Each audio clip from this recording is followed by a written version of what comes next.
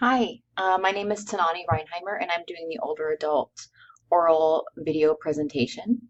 Um, I chose to do this presentation on my mother. She is 71 years old as of last month.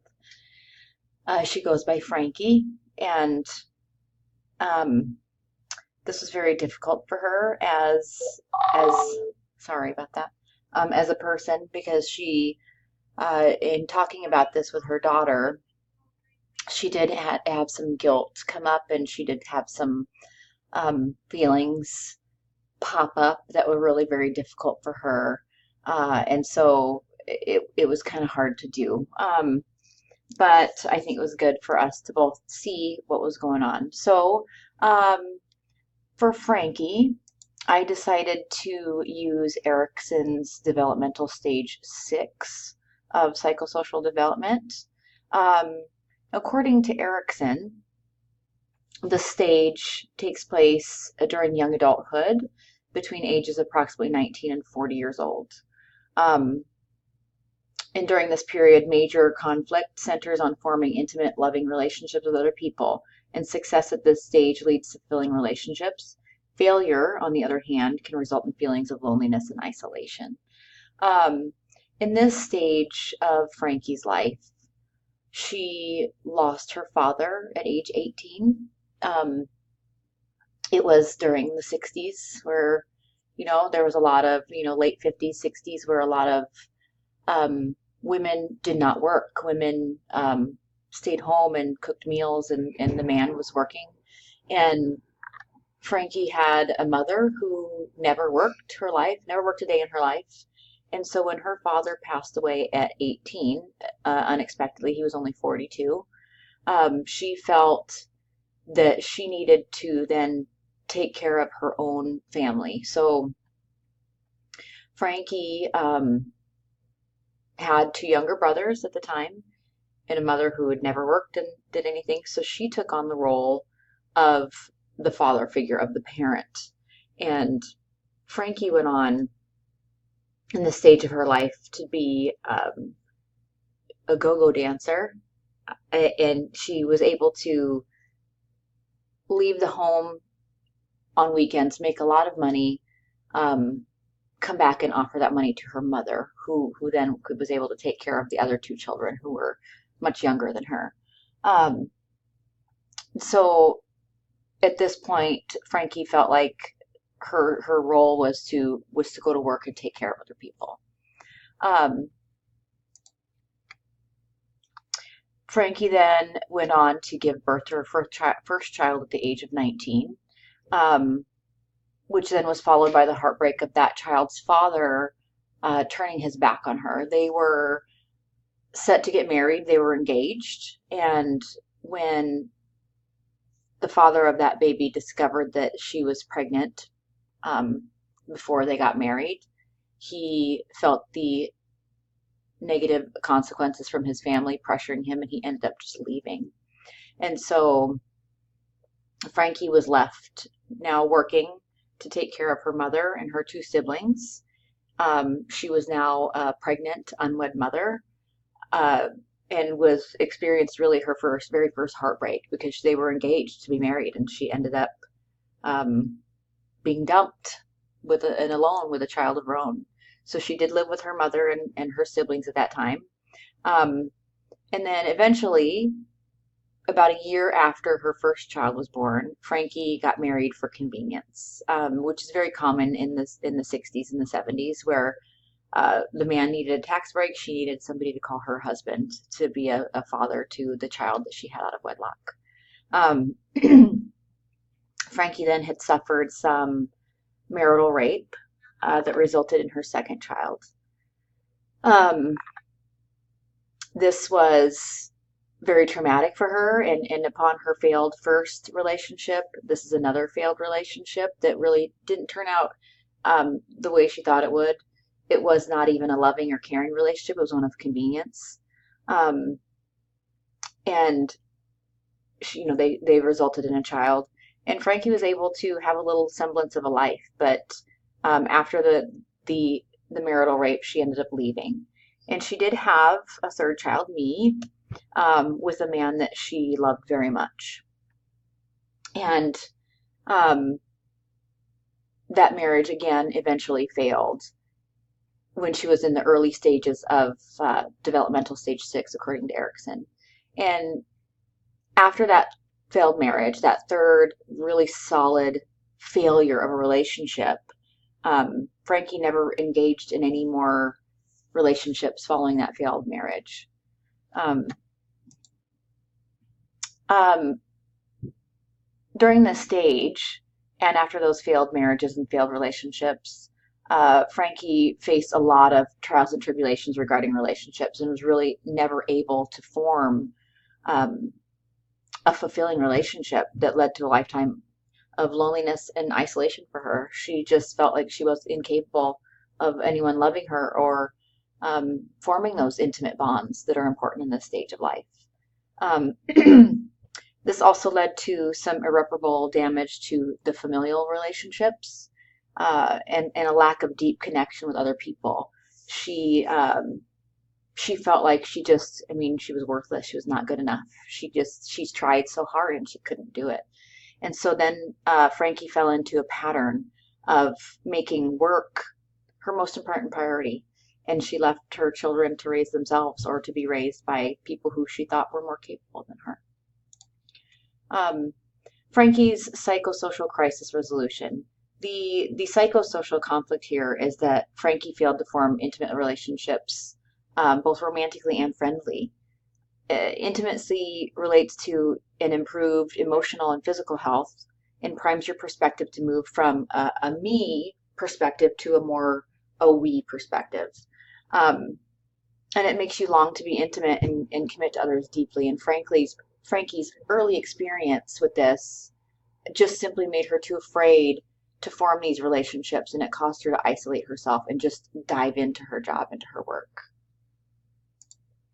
Um, Frankie was inhibited in her resolution of the psychosocial conflict by her fear of failure and was unable to really resolve the conflict until much later in life.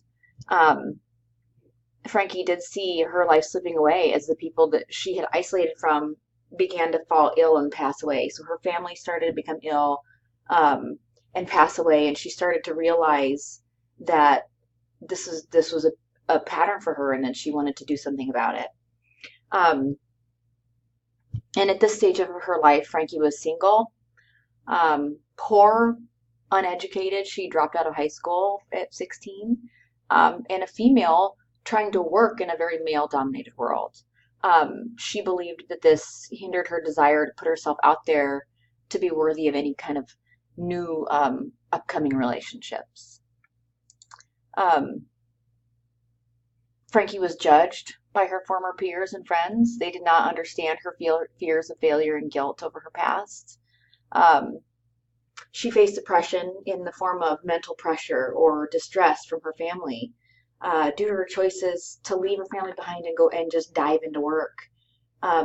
She missed every Christmas. She missed every Thanksgiving, and her excuse was always, I have to work, I have to work. And for her, I feel that that was a way of just hiding from her responsibilities and hiding from her failures, because she knew she wasn't close with her family. She knew that they were judging her, and they would mistreat her for her choices. And then so she would continue to make those choices that they were mistreating her for, and that further drove her into this pattern of loneliness and isolation. Um, uh, in her life, Frankie was a victim to the pressure to be just like everybody else in her former neighborhood, coming from a place where it was uncommon for a woman to be the sole provider, for a woman to just be working constantly. Frankie was not like everybody else, and she was held to a standard that she simply could not fulfill. The expectations of her family. Her family comes from a long line of people with no divorce. All the mothers were stay-at-home moms. There were no failed relationships in her eyes, and all of her cousins in the same age seemed to be perfect. You know, they got married and they had their kids and they raised their families, and it was just so perfect. And here was Frankie, completely isolated and torn apart by these decisions that she's made in these failed relationships. Um, this instead led to an inability to see the conflict, and therefore it made it impossible to resolve until she was out from under that multi-systems view. Um, so eventually, she was able to move to a different state, um, where her family and the community that she'd always known in her past could not have a hold of her any longer. And she longed for a late start, but this didn't happen until she was um, past the stage, often to stage 7 of Erikson's stages of development. In the annotated bibliographies um, I did some research on this stage and what happens. And oftentimes in this stage, people turn to the isolation and the loneliness makes them turn to drugs and alcohol. And one thing in particular that I did notice that um, I research information on protective factors in the biopsychosocial environment. And it looks further into the claim that developmental crisis and resiliency are closely interconnected concepts. And protective factors add to resilience. And if Frankie had connections to a church or a community group or the support of her peers, perhaps she could have resolved her crisis much sooner than she had. I also discussed Kohlberg's stages of moral development. And as far as Frankie goes, she saw the views of her adult role models and that she did not fit that standard. And according to Kohlberg, people are good in order to be seen as a good person by others. Therefore, their actions relate to the approval of other people. And Frankie chose to isolate herself into her work and completely ignored the social aspects expected of her. And when deciding to relieve this internal conflict, she moved to a different state to be seen in a new light and as the socially acceptable person that society thought she should be. And she only wanted the approval of the new people in her life that she had been missing in the past. And as far as the theory limitation on that goes, I feel that Kohlberg's theories discounted the resiliency of one who has been torn down in their drive to change their life. When somebody's been torn down and their life just gets ripped to pieces, I don't think it takes into account that no matter what other people think of them, they are driven despite the adversity and the nonconformity and to social expectations and the internal conflict they face. Frankie was simply able to bounce back and reach the stages that most do not. And Kohlberg's theory states that only 10 to 15 people are capable of the kind of abstract thinking necessary for stage 5 or 6, which is a post-conventional morality. And that is to say that most people take their moral views from those around them, and only a minority think through ethical principles for themselves. And I think this is a limitation in saying that only a few people are ever capable of independent thinking. And I think that in Frankie's case, later on in her life, she was able, granted it was past stage 6 as far as Erikson's developmental stages. However, Frankie was able to change her life, and she was able to come up with some independent thinking and bounce back with resiliency from the nonconformity to the social expectations, and resolved her internal conflict. Was able to then, in later stages in life, form close bonds. She still has friends that she's made, 10, 20 years ago, past that stage of isolation and loneliness. And now that she has the ability to do that, she has been able to fully form those bonds and fully embrace those bonds and really work towards maintaining the relationship that she has always longed to have. And so she has overcome her limitations. She has overcome the internal conflict of these psychosocial limitations. So I hope you enjoyed my presentation. Thank you.